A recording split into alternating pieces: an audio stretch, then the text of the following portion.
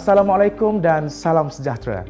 Kita akan melihat jenis-jenis item subjektif dan bagaimana sesuatu item subjektif itu dibina. Guru-guru, item subjektif yang baik menjurus tepat kepada konstruk yang ditaksir dan menggunakan konteks yang terangkum dalam sukatan. Item subjektif ialah item yang membenarkan subjektiviti dalam respons yang diberikan. Skor diberi berdasarkan peraturan pemarkahan yang disediakan secara jelas dan terperinci. Calon boleh mengemukakan jawapan sendiri mengikut arahan tugasan dan mempamerkan kedalaman pengetahuan atau kemahiran yang dimiliki. Calon boleh memberikan jawapan atau respons bersifat polycotomous, iaitu bukan satu jawapan sahaja yang diterima sebagai betul. Calon perlu berfikir secara kreatif dan kritis kerana item ini mampu disesuaikan untuk menguji tahap kognitif yang lebih tinggi seperti mentaksir kemahiran menganalisis, mensintesis atau membuat pertimbangan tentang sesuatu perkara yang memerlukan calon mengaplikasikan kemahiran berfikir. Item subjektif terdiri daripada 3 bentuk, iaitu item respons terbuka, item respons terhad dan item berstruktur. Item respons terbuka adalah contoh item bersifat polycotomous. Calon bebas mengemukakan idea, pendapat dan tanggapan mereka. Item ini menguji tahap kognitif yang lebih tinggi seperti mentaksir, kemahiran menganalisis, mensintesis atau membuat pertimbangan. Item ini juga boleh mentaksir keupayaan pelajar dalam menerokai pelbagai pilihan, cara atau pendekatan bagi menyelesaikan masalah. Item respons terhad pula berkecenderungan menghadkan bentuk dan respons calon. Bentuk respons biasanya dihadkan melalui skop yang disoal dan markah yang diperuntukkan. Seterusnya ialah item berstruktur. Item ini ialah satu siri tugasan item yang mempunyai kaitan antara setiap tugasan dengan stimulus dan respon terakhir yang diberikan merupakan keseluruhan proses yang berkenaan.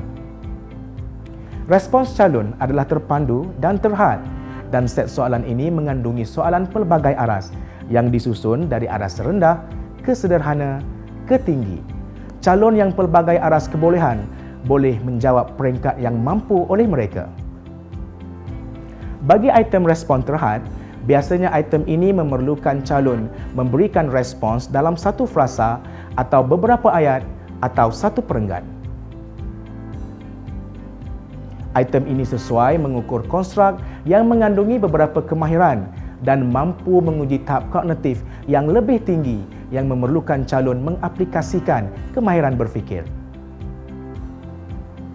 Kelebihan item ini membolehkan kehendak soalan difokuskan kepada sesuatu yang spesifik dan calon terpandu dalam memahami tugasan yang perlu dilaksanakan.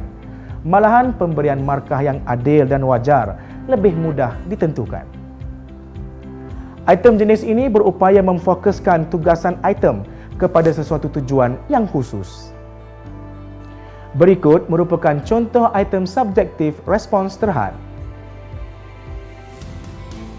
Item ini mempunyai rangsangan sesuai dengan tahap dan pengalaman calon, iaitu bagi soalan ini menggunakan peta Semenanjung Malaysia. Soalan ini juga menggunakan bahasa yang sesuai dengan tahap bahasa calon. Malahan istilah mata pelajaran yang terkini digunakan. Soalan ini mempunyai rangsangan jelas dan berfungsi, iaitu peta Semenanjung Malaysia, serta mengandungi semua maklumat yang diperlukan calon. Malahan tugasan dan arahan jelas di mana calon diminta menamakan kawasan penduduk padat yang berloret dan bertanda X, Y dan Z. Item respons terbuka boleh mengundang pelbagai kemungkinan jawapan daripada calon secara bertulis. Item ini memberikan kebebasan kepada calon untuk merancang dan membentuk jawapan. Namun begitu, darjah kebebasan ini tertakluk kepada keperluan tugasan. Mereka boleh menerokai pelbagai pilihan, cara atau pendekatan bagi menyelesaikan masalah.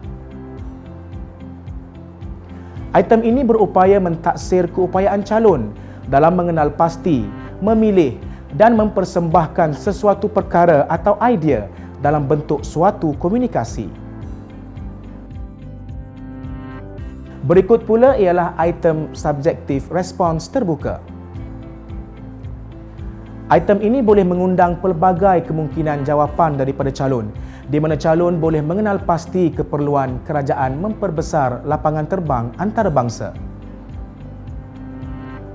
Peruntukan markah sesuai dengan tugasan, kerencaman konstruk dan tahap pencapaian yang dihasratkan bagi soalan ini.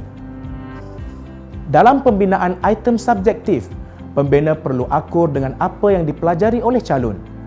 Maka pembinaan item penting dari segi konteks dan situasi calon.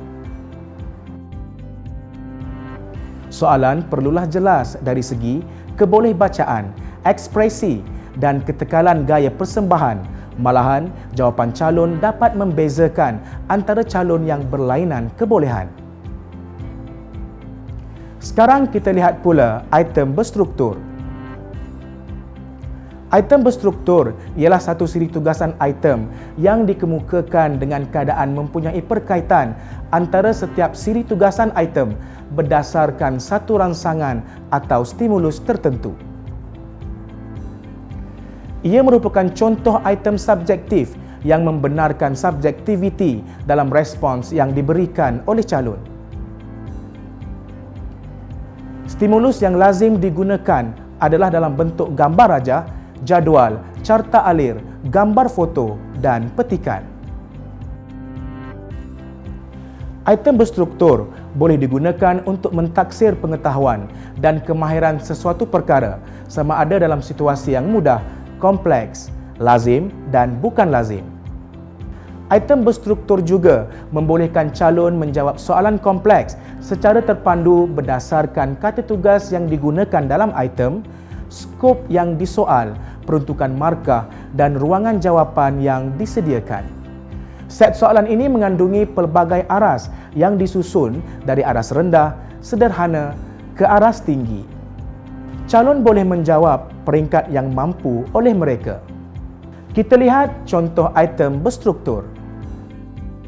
Item subjektif yang baik mempunyai aras kesukaran yang dihasratkan yang dapat kita lihat melalui penggunaan kata tugas dalam soalan, seperti huraikan bagi soalan B dan terangkan pada soalan C. Soalan yang ditanya tidak bias kepada mana-mana satu kumpulan calon. Respons yang dihajatkan juga haruslah sesuai dengan tempoh masa menjawab yang ditentukan. Sekian, terima kasih.